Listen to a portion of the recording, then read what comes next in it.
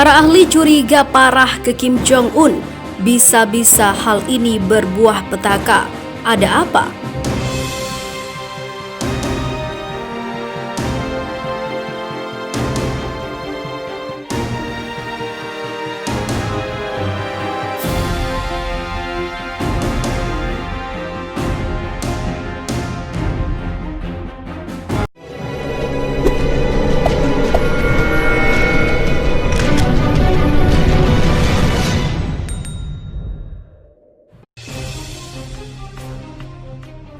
Korea Utara baru-baru ini mengumumkan sedang mengembangkan vaksin COVID-19. Dikutip dari Politico, para ahli khawatir bahwa pemimpin Korea Utara Kim Jong-un yang misterius memiliki tujuan yang jahat di dalam pikirannya. Para ahli beranggap Kim menggunakan krisis kemanusiaan untuk meningkatkan persenjataan senjata biologisnya. Korea Utara dapat menggunakan aspirasi vaksin yang sah ini sebagai cara untuk meningkatkan kemampuan bioteknologi mereka, ujar asisten sekretaris pertahanan untuk program pertahanan nuklir, kimia, dan biologi selama pemerintahan Obama, Andrew Weber. Korea Utara dapat membeli peralatan dari negara barat atau Tiongkok yang diperlukan untuk membuat vaksin, dan tahun depan dapat menggunakannya untuk senjata biologis. Para ahli beranggap pandemi COVID-19 ini memiliki peluang untuk bagi rezim yang impornya terhambat oleh sanksi internasional. Dari 16 negara yang diduga membuat vaksin COVID-19 termasuk Rusia, Tiongkok, dan Iran, Weber selalu khawatir akan Korea Utara. Korea Utara memiliki sejarah mengabaikan perjanjian senjata internasional dan mengaburkan batas antara penelitian militer dan juga sipil. Saya pikir mereka lebih cenderung menggunakan senjata biologis terhadap kita daripada senjata nuklir, ujar Weber. Menurut Weber, Korea Utara dapat dengan mudahnya meluncurkan serangan bio di kota New York jika mereka mau. Anda hanya perlu jumlah kecil untuk membunuh puluhan ribu orang, tambahnya. Peneliti pertahanan di RAND Corporation, Bruce Bennett, beranggap apapun yang berhubungan dengan COVID-19 akan dipandang sebagai hal kemanusiaan, dan kemanusiaan tidak dilarang oleh sanksi. Anda harus mendapatkan persetujuan dari barang per barang, tetapi ada banyak pengiriman kemanusiaan yang terjadi ke Korea Utara. Banyak hal bisa mengalir di situ, ujarnya. Menurut pembelot Korea Utara dan analis intelijen Amerika Serikat, Korea Utara telah melakukan operasi senjata bio sejak tahun 1960. Pada tahun 1993, intelijen Rusia melaporkan bahwa Korea Utara melakukan penelitian militer dengan antraks, kolera, wabah pes, dan juga cacar. Pada tahun 2002, mantan penasihat keamanan nasional Trump, John Bolton, mengatakan pemerintah Amerika Serikat percaya bahwa Korea Utara memiliki salah satu program bioweapon ofensif paling kuat di bumi ini.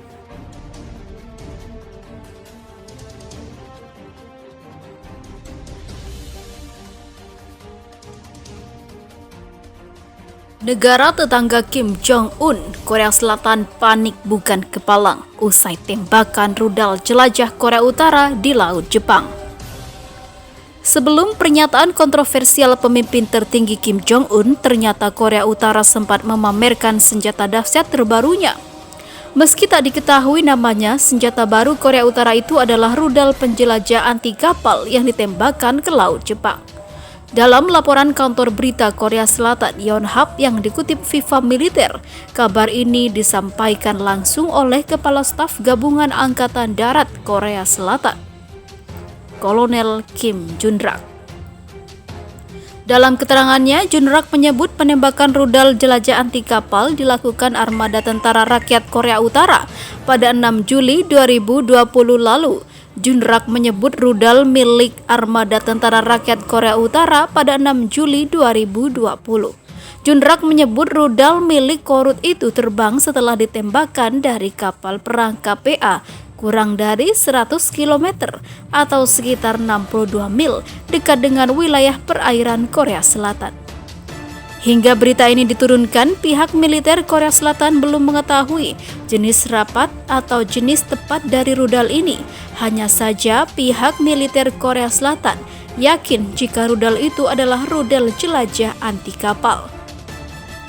Kami melihat ini sebagai bagian dari latihan maritim Korea Utara. Kami memantau dengan seksama gerakan militer Korea Utara dan menjaga postur kesiapan yang sangat ketat, ucap Junrak. Uji coba rudal penjelajah anti kapal ini adalah yang pertama kalinya dalam 3 tahun terakhir. Tentara Korea Utara terakhir kali melakukan uji coba rudal anti kapal pada Februari 2015. Akan tetapi pada 14 April lalu, Korea Utara juga melakukan uji coba rudal darat ke kapal jarak pendek yang juga ditembakkan ke Laut Jepang. Dalam berita FIFA militer sebelumnya, Kim Jong-un dengan lantang melontarkan pernyataan bahwa negara-negara barat seperti Amerika Serikat dan sekutunya tak akan berani macam-macam. Hal ini dikarenakan sejumlah senjata nuklir yang dipunyai Korea Utara. Sekarang kami sudah berubah menjadi negara yang bisa mempertahankan diri sendiri dan tak tergoyahkan terhadap tekanan intensitas tinggi dan ancaman militer serta pemerasan kaum reaksioner imperialistik dan juga pasukan musuh. Ujar Kim dalam pidatonya di peringatan 67 tahun berakhirnya Perang Korea, dikutip FIFA militer dari Daily Mail. Tak akan ada lagi perang di tanah ini. Keamanan nasional dan masa depan kita akan dijamin dengan tegas dan permanen karena penangkal nuklir pertahanan diri kita yang andal dan efektif, katanya. Di sisi lain,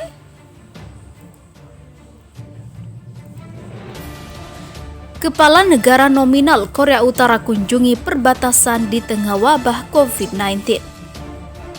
Kepala negara nominal yang memegang kekuasaan real Korea Utara Cho Ryong-hae melakukan inspeksi di kota perbatasan Kaesong usai seorang pembelot diduga terinfeksi COVID-19 setelah kembali dari Korea Selatan. Demikian laporan kantor berita Korean Central News Agency pada Kamis. Cho yang merupakan pimpinan Presidium Majelis Tinggi Rakyat mengunjungi kota yang dikunci tersebut serta distrik-distrik sekitarnya untuk memeriksa sejumlah langkah pencegahan wabah yang diterapkan di sana. Dia menekankan bahwa diinspeksi dan karantina harus dilakukan secara ketat, sementara makanan dan obat-obatan dipasok untuk warga Kaesong, tulis KCNA. Korea Utara sejauh ini mengklaim bahwa tidak ada satupun kasus COVID-19 yang terjadi di negaranya, serta menyebut otoritas telah menerapkan sejumlah aturan karantina ketat dan pemindaian di Kaesong. Kaesong menjadi perhatian penting karena wilayah itu berbatasan langsung dengan Korea Selatan yang mempunyai jalur tikus bagi para pembelot untuk pergi dari Korea Utara dan kembali ke sana maupun sebaliknya. Otoritas Seoul menyatakan tidak ada satupun kasus COVID-19 yang terjadi di negaranya, serta menyebut otoritas telah menerapkan sejumlah aturan karantina ketat dan pemindaian di Kaesong.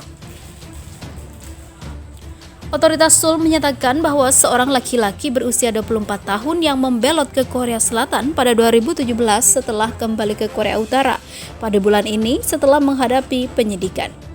Dugaan kekerasan seksual, laki-laki itu disebut merangkak melalui saluran pipa serta berenang menyeberangi sungai untuk sampai di perbatasan. Korea Utara sendiri tidak mengkonfirmasi secara resmi bahwa laki-laki tersebut positif terinfeksi, namun menyebut dia sempat menunjukkan sejumlah gejala. Sementara Korea Selatan menyebut tidak ada tanda-tanda bahwa orang itu terinfeksi sebelum melalui perbatasan dan setidaknya 2 orang yang melakukan kontak dengan dia telah teruji negatif. Rodong Sinmun, surat kabar Partai Buruh Korea Utara juga menulis bahwa diperlukan langkah-langkah yang saksama untuk mencegah masuknya COVID-19 serta memperingatkan mengenai kecerobohan dan kelambanan penanganan. Meskipun belum ada satupun kasus infeksi di negara kita, satu momen pengabaian dapat menyebabkan krisis fatal yang tidak bisa dibayangkan ataupun diperbaiki. Tulis Rodong Sinmun pada hari yang sama.